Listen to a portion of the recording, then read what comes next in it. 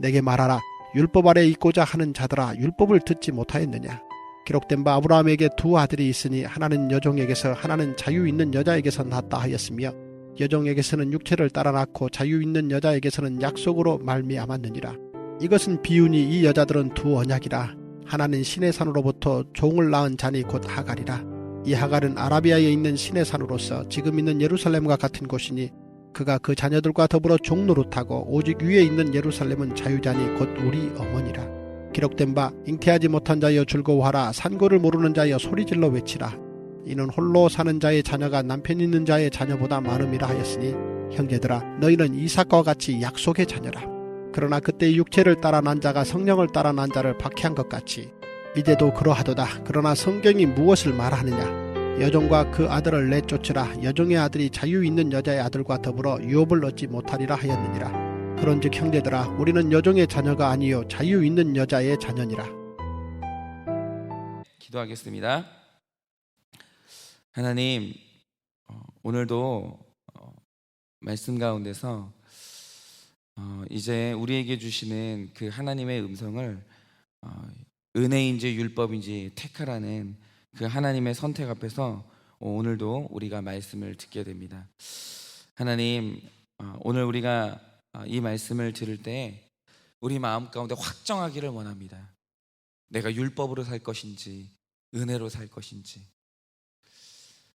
내가 이제 율법으로 살아 나의 힘으로 한번 내 후사를 낳아보겠다고, 나의 힘으로 내 인생을 경영해보겠다고 내가 한번 그렇게 아무도 성공하지 못했던 것을 도전해 볼 것인지, 아니면 우리는 나보다 위대한 스승들이 선택했던 내 힘으로는 안 되고 오직 하나님의 힘으로만 된다는 이 길을 택할 것인지, 하나님 오늘 우리가 택하기를 원하오니 하나님 선택하게 하여 주시고 다시는 이제 내가 선택한 길 외에 다른 길로 가지 않게 하여 주시고 그 은혜 가운데서만 살아갈 수 있도록 주님께서 늘 역사하여 주시옵소서. 이 시간 오늘 우리의 길이 정말 확정될 줄 믿사오며 살아계신 예수님 이름으로 기도드립니다. 아멘. 제가 그 말씀을 준비하다가 어저께 굉장히 우연치 않게 어떤 영상 하나를 봤어요. 영상 하나를 봤는데 굉장히 감격적인 영상인 거예요. 그게 뭐냐면 이게 실제 상황입니다. 어떤 길거리 전도자가 이 길에서 이제 전도를 하는데 누가 그분을 찍은 거예요. 찍었는데 이분이 전도 대상이 굉장히 특이해요. 뭐냐면 우리는 전도할 때 용기가 없으니까 보통 누구한테 전도합니까? 어린애 아니면은 이제 혹시라도 막 어떤 봉변을 당하지 않을 것 같은 여성, 뭐 이런 분들한테 우리가 이제 그 전도를 하잖아요. 그런데 이분이 전도하는 대상이 누구냐면 그 길거리에서 가장 사나워 보이고 무섭게 생긴 사람을 전도하는 거예요. 그러니까 이날도 전도를 하는데 누구한테 다가가냐면 일부러 선택을 한 것 같아요. 길거리를 다니는데 그 길거리에서 그 윗도리를 안 입은 거예요. 그러니까 자기 이제 몸을 이제 과시를 하는 거죠. 남자인데 윗도리를 안 입는데 그 사람들이 이게 한 4명인가 됐어요. 윗도리를 안 입고 다니는데 다들 머리를 깎았어요. 스킨헤드. 그러니까 이게 단체로 이제 그 표시를 내는 거죠. 그 무리를 지어서 그러고 다니는데 딱 봐도 조폭이에요. 딱 봐도 얼마나 무서워요. 그런데 이 전도자가 그 사람들한테 다가가더니 그 사람들한테 말을 거는 거예요. 그러면서 이제 제의를 하는 게 뭐냐면, 선생님, 제가 선생님께 잠깐 하고 싶은, 우리가 대화를 하고 싶은 얘기가 있는데 선생님 시간이 귀한 시간이니까 한 20분 정도만 제 이야기를 참고 들어주시면 시간에 대한 보답으로 제가 귀한 시간을 내주셨으니까 2만 원을 보상해 드리겠다고, 딱 20분 정도만 내달라고 딱 그러는 거예요. 그러니까 그 사람이 무슨 이야기인지는 몰라도 뭐 점잖게 생긴 사람이 얘기를 한다고 하니까, 그리고 이제 얘기를 20분만 참으면 내가 2만 원 벌 수 있잖아요. 그러니까 뭐 해보라고 이제 얘기를 한 거예요. 그러니까 이 전도자가 얘기를 하기 시작하는데 처음에 죄 이야기를 하는 거예요. 선생님은 좋은 사람이세요? 물어보는 거예요. 선생님은 좋은 사람이세요? 나쁜 사람이세요? 그러니까 이 사람이 이제 팔짱을 끼고 아니 뭐 나는 좋은 사람일 때도 있고 나쁜 사람일 때도 있다고. 이렇게 처음에 이제 장난으로 이제 대답을 하는 거죠. 그러니까 이 사람이 이제 예를 들어주는데, 선생님 제가 믿는 이 성경을 보니까 거짓말을 하면 죄를 지었다고 하는데 선생님은 거짓말한 적이 있으시냐고. 그러니까 이 사람이 그렇지 나는 거짓말 해봤지 이러는 거예요. 그러면 남의 것을 훔치는 것도 죄라고 하는데 혹시 훔쳐본 적이 있으시냐고. 그러니까 나는 살면서 이렇게 훔쳐본 적도 있다고. 그러니까 이 사람이 또 이제 마지막으로 얘기하는 게, 그러면 생각으로라도 다른 여자에게 음욕을 품으면 간음이라고 했는데 혹시 이런 죄는 지어보셨냐고 하니까 이 사람이 가만히 머뭇거리다가 사실 그런 적도 있다고 이러는 거예요. 그러니까 이 전도자가 선생님 그럼 저랑 똑같은 분이라고, 저도 이런 죄를 다 지었다고. 그러면서 이 사람이 하는 말이 뭐냐면, 그러면 선생님이 죄도 있고 저도 이제 죄가 있는데 이 죄를 가지고 우리가 이제 법정을 갔을 때 그러면은 선생님 우리는 유죄인가요? 무죄인가요? 물어보는 거예요. 그러니까 이 조폭 같은 사람이 이때부터 진지해지기 시작하는 거예요. 만약에 우리가 이것 때문에 법정을 간다고 하면 우리는 유죄지? 죄가 있지? 그러는 거예요. 그러니까 이 전도자가 이제 말이 통하니까 계속 얘기하기를, 그러면 우리가 이제 재판을 받는데 당신이 잘못했다고 하면서 용서해달라고 그렇게 얘기하니까 판사가 그 말만 듣고 당신을 집으로 돌려보냈다고 하자 이거죠. 반대로 이제 어떤 사람이 선생님한테 거짓말을 하고 선생님의 물건을 훔치고 선생님 아내를 보면서 음란한 생각을 품었는데 이 사람이 용서해달라고 한마디만 하니까 그 판사가 당신 가족에게 이 죄를 지은 이 사람을 그냥 돌려보냈다고 하자 이거죠. 그러면 이 판사는 좋은 판사예요? 나쁜 판사예요? 그러니까 이 조폭이 하는 말이 오니까 순순히 대답을 해요. 뭐 걸린 거예요 지금. 대답을 하는 게 뭐냐면, 아니 죄를 지었는데 그냥 보내주면 그 나쁜 판사지 이러는 거예요. 그러니까 이 전도자가 하는 말이 뭐냐, 맞다고. 선생님과 저는 명백히 죄를 지었기 때문에 용서해 달라는 말로는 유죄를 피할 수가 없다고. 우리는 당연히 이 판사가 지옥에 가야 된다는 선고를 하고 우리는 지옥에 가야 되는 거라고. 그런데 만약 판사가 말하길 풀려나고 싶다면, 용서받고 싶다면 당장 5천만 원을 가져오면 풀려날 수 있다고 하는데 선생님은 5천만 원이 지금 있으세요? 물어보니까 없다는 거예요. 그런데 이 사람이 얘기하는 게 이거예요. 그런데 이 순간 어떤 사람이 자기가 있는 재산을 다 팔아서 선생님 대신 돈을 냈고 선생님을 풀어준다고 하면 선생님은 그 사람에게 어떤 감정을 느끼실 것 같냐고 했더니 이 사람이 진짜 진지해지는 거예요. 만약에 그런 사람이 나한테 나타난다고 하면 난 그 사람이 너무 고마울 것 같다고. 그러니까 이 전도자가 하는 말이 이거예요. 선생님, 이 일은 실제로 일어난 일이라고. 예수님이 2000년 전에 유죄 선고를 받아서 지옥에 갈 수밖에 없는 선생님과 저를 위해 대신 죽어주시고 우리를 살려주셨다고. 하나님이, 예수님이 선생님을 정말 사랑하신다고. 선생님을 죽게는 내버려 둘 수 없었다고. 정말 오늘 예수님이 선생님을 정말 사랑한다고. 그렇기 때문에 이제 하나님은 죄를 지어서 죽을 수밖에 없는 사람이 아니라 이제 선생님이 다른 삶을 살길 원하신다고. 이제는 선생님의 삶을 하나님께 드리라고. 이렇게 얘기를 하는데 이 말을 들은 조폭의 감격이, 그 조폭의 반응이 저는 너무 감격적인 거예요. 그 말을 다 듣고 나서 이 조폭이 뭐라고 하냐면, 사실 내가 일주일을 이 동네에서 있으면서 나 진짜 쓰레기 같은 짓만 했다고. 내가 진짜 입에 담지 못할 짓을 되게 많이 했는데 내가 오늘 여기서 당신을 만난 게 우연이 아니라는 거예요. 그러면서 이 사람이 그 전도자 손을 꽉 잡더니 하는 말이 뭐냐면, 나한테 오늘 이 말을 해줘가지고 너무 고맙다고. 그러면서 이 사람이 이제 길을 가려고 하는 거예요. 길을 가려고 하는데 갑자기 가다가 뒤돌아서더니 또 그 전도자 손을 붙잡더니 이렇게 얘기하는 거예요. 아까 내가 한 말 진지하게 들은 거 맞냐고. 지금 네가 나한테 이 말을 해줘서 나는 지금 정말 고맙다고. 그러면서 이 사람이 이제 자기 길을 갔어요. 그런데 저는 그 조폭의 태도에서 이 사람이 지금 복음이 들렸다. 이 소식이 예수님이 당신을 위해서, 하나님이 당신을 위해서 자기의 가장 소중한 아들을 처분해가지고, 아들의 목숨을 처분해가지고 당신을 건졌다라는 이 말이 이 조폭의 귀에 복음으로 들렸다는 게 느껴지는 거예요. 여러분, 이 사람이 진짜 진지했어요. 정말 고마워하는 거예요. 여러분, 바로 이겁니다. 우리가 이 말씀, 이 복음을 굿뉴스, 즉 복된 소식이라고 하는데, 놀라운 건 뭐냐면 똑같은 내용을 들었는데 어떤 사람에게는 복된 소식으로 들리는 이 말씀이 어떤 사람에게는 모욕으로 들려요. 여러분, 이게 놀라운 거예요.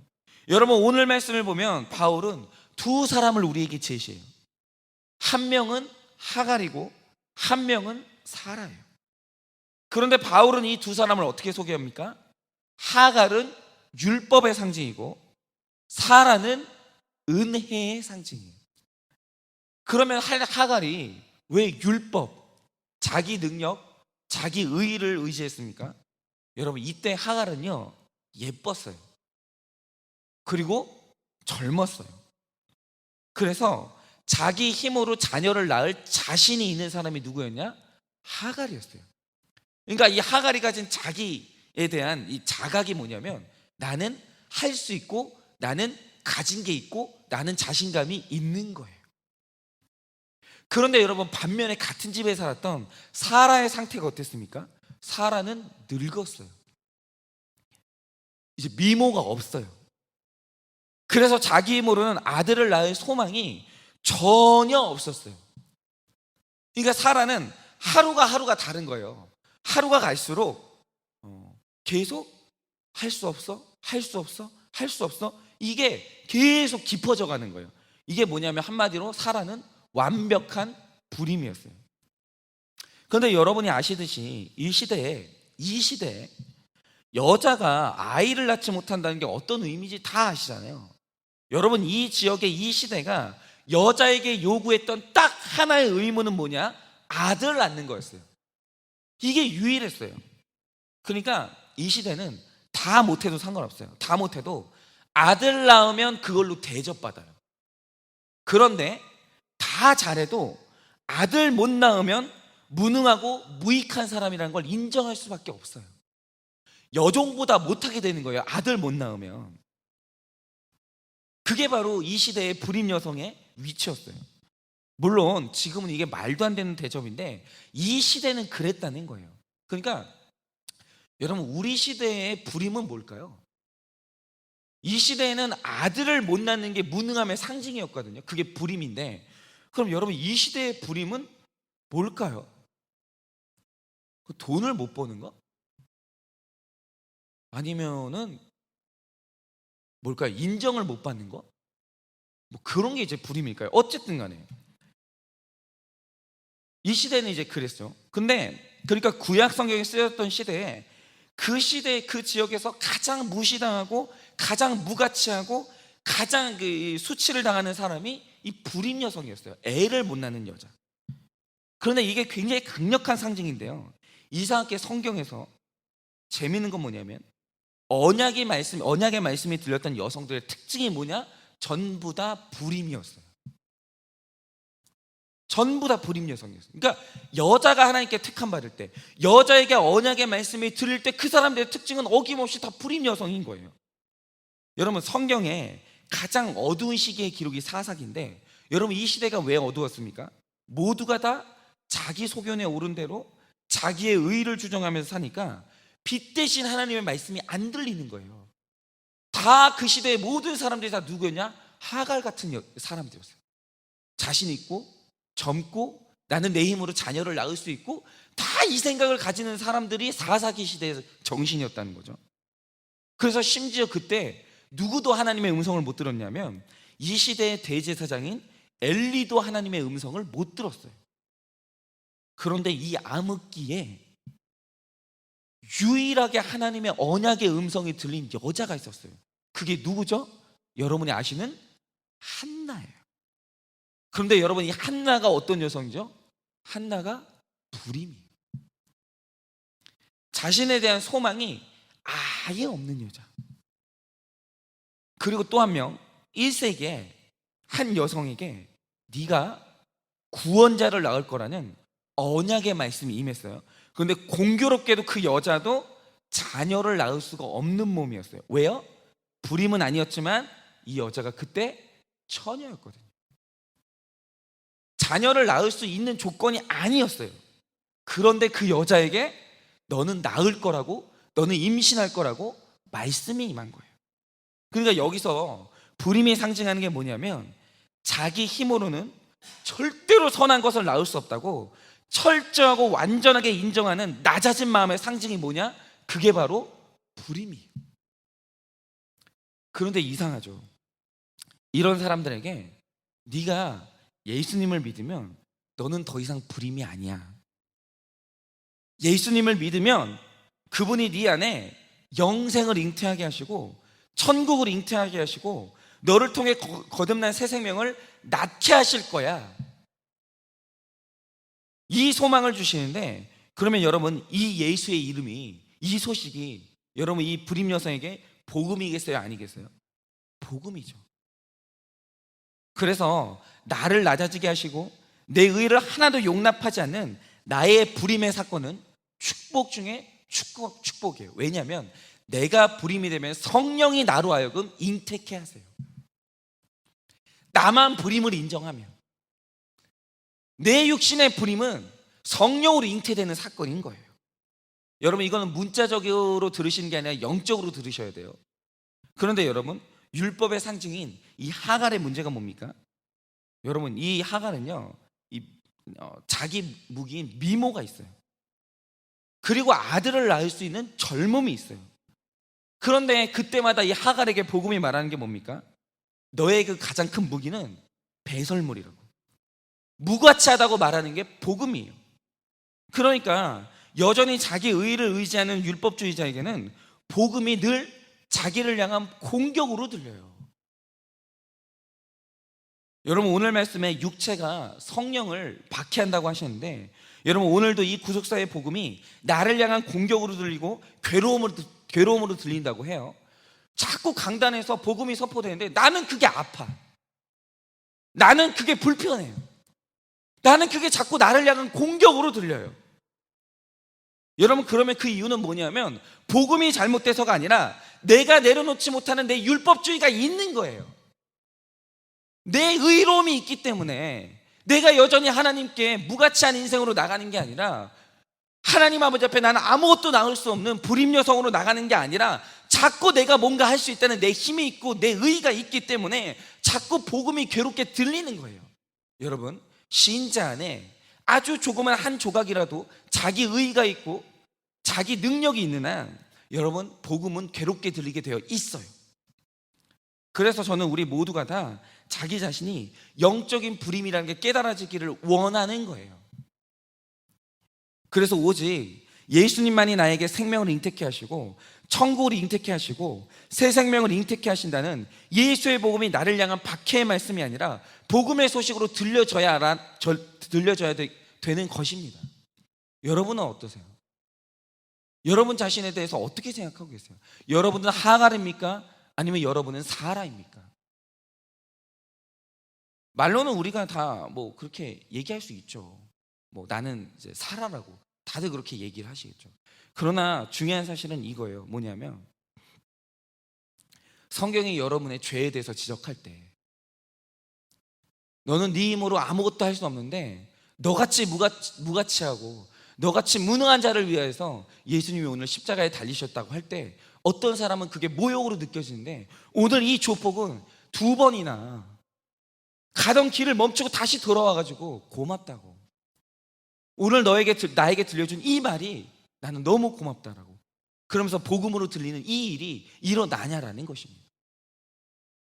오늘 정말 이 얘기가, 이 구속사의 메시지가 여러분에게 영적으로 들려지기를 원해요.